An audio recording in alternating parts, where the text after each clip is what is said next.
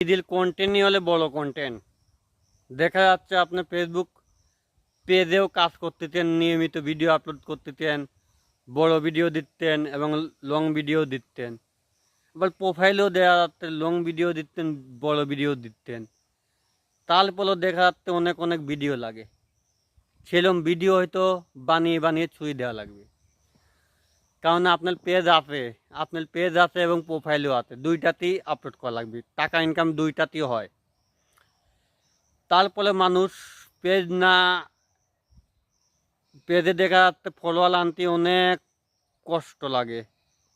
আর প্রোফাইলে হয়তো ফলোয়ার 5,000 এমনিতেই হয়ে যায়, ওইটাতে ইনকাম করা যায়।